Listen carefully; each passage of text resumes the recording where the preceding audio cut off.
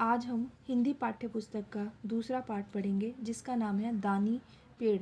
पेड़ को दानी क्यों कहते हैं? क्योंकि यह हमें बहुत सी चीज़ें देता है, जैसे फल फूल, लकड़ी, छाया, निवास। निवास मतलब हमारे घर बनाने के लिए चीज़ें, शुद्ध वायु। ठीक है, अपना सब कुछ देकर भी पेड़ खुश रहते हैं, कि पेड़ हमें सब कुछ देते हैं फिर भी वो हम खुश रहते हैं। पेड़ वास्तव में परोपकारी हैं। परोपकारी मतलब जो दूसरों पर उपकार करते हैं, दूसरों की सहायता करते हैं।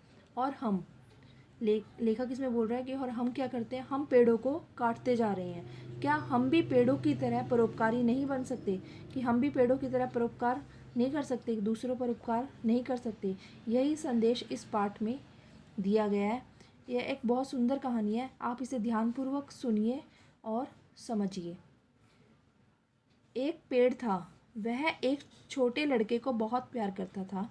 लड़का रोज़ पेड़ के पास आता, वह पेड़ के फूलों की माला बनाता, उसके तने पर चढ़ता और उसकी शाखाओं पर झूला झूलता, उसके फल खाता। शाखाएं क्या होती हैं? जो टहनियाँ होती हैं पेड़ की, डालियाँ। ठीक है, फिर वह पेड़ के साथ लुका छिपी खेलता। जब थक जाता तब पेड़ की छाँव में सो जाता, कि उसकी छाया में सो जाता। लड़का भी पेड़ से बहुत प्यार करता था। पेड़ बहुत खुश था, कि उसके साथ खेलकर पेड़ बहुत खुश था। समय बीतता गया, लड़का बड़ा हो गया। वह अब पेड़ पर खेलने नहीं आता। पेड़ अकेला दुखी होता, कि उसे बहुत दुख होता कि अब वो मेरे पास खेलने नहीं आता। लड़का एक दिन जब पेड़ के पास आया तब वह पेड़ बहुत खुश हुआ। वह बोला, आओ मेरे तने पर चढ़ो, मेरी शाखाओं पर झूलो, मेरी छाया में खेलो। लड़के ने कहा, अब मैं बड़ा हो गया हूँ, मुझे पैसों की ज़रूरत है, मैं बहुत सी चीज़ें खरीदना चाहता हूँ, क्या तुम मुझे कुछ पैसे दे सकते हो? पेड़ ने कहा, वैसे पैसे तो मेरे पास नहीं है, बस फल हैं, तुम मेरे फल तोड़ लो और उन्हें बाज़ार में ले जाकर बेच दो, इससे तुम्हें पैसे मिल जाएंगे। कि मेरे पास पैसे तो है नहीं, पर मेरे पेड़ पर जो ये फल लगे हुए हैं मुझ पर, वो तोड़ लो और उन्हें बाज़ार में ले जाकर बेच दो, जिससे तुम्हें पैसे मिल जाएंगे, तुम्हारे पैसे की ज़रूरत पूरी हो जाएगी। लड़का पेड़ के फल तोड़कर ले गया। पेड़ अभी भी खुश था। कई वर्ष बाद वह युवक फिर पेड़ के पास आया।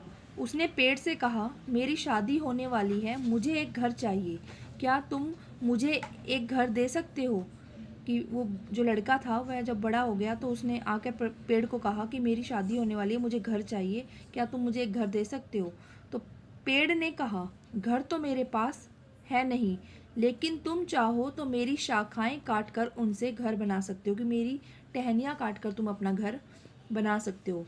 युवक पेड़ की सब शाखाएं काटकर ले गया। पेड़ का बस तना बचा रह गया। पेड़ अभी भी खुश था, कि अपनी शाखाएं अपना फल देने के बाद भी पेड़ बहुत खुश था।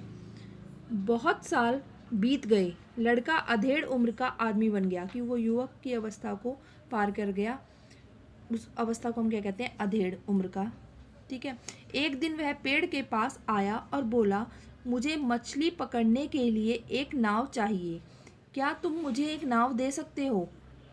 पेड़ ने कहा, नाव तो मेरे पास नहीं है, मेरा तना बचा है, उसे काटकर नाव बना लो। कि अब मेरे पास सिर्फ तना बचा है, उसे काटकर नाव बना लो। आदमी ने पेड़ का तना काटकर नाव बना ली। पेड़ अब भी खुश था। पेड़ का अब केवल ठूंठ बचा था। ठूंठ क्या होता है? जो जो तना होता है जड़ से जुड़ा हुआ, और जिसके ऊपर शाखाएं और पत्ते नहीं होते, बस नीचे का पेड़ का हिस्सा। ठीक है, इस तरह कई साल बीत गए। एक दिन एक बूढ़ा आदमी पेड़ के पास आया। पेड़ ने उसे तुरंत पहचान लिया। यह वही छोटा लड़का था। पेड़ उसे देखकर बहुत खुश हुआ, कि वही जो लड़का जो उसके पास बचपन में खेलने आता था, जब युवक हुआ तब भी आता था, अब वो बहुत बूढ़ा हो गया था वो लड़का, और वो उसके पास आया था। खुशी के मारे उससे बोलते नहीं बन रहा था। पेड़ ने कहा, बेटा, मैं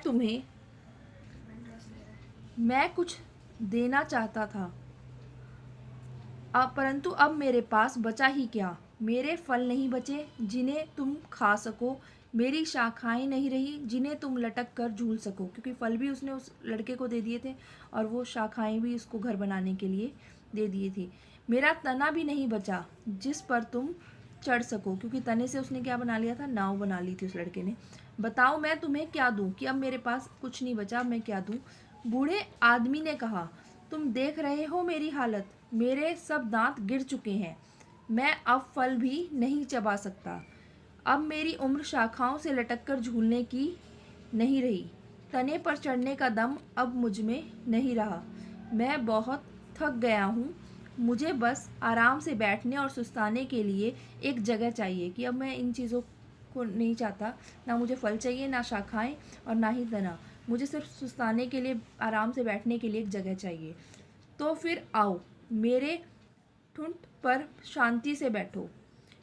पेड़ ने कहा। बूढ़ा आदमी ठूंठ पर बैठकर सुस्ताने लगा।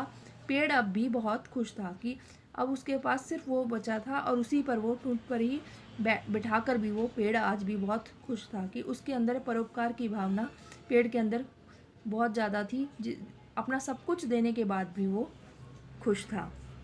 बच्चों, आज आपने इस पाठ का अध्ययन किया। इस पाठ को एक बार दोबारा फिर से रिवाइज करना और इससे संबंधित जो शब्दार्थ हैं वो अपनी उत्तर पुस्तिका में लिखना और उन्हें याद करना। स्टूडेंट्स, आपने ये शब्दार्थ अपनी उत्तर पुस्तिका में लिखने और इन्हें याद करना है।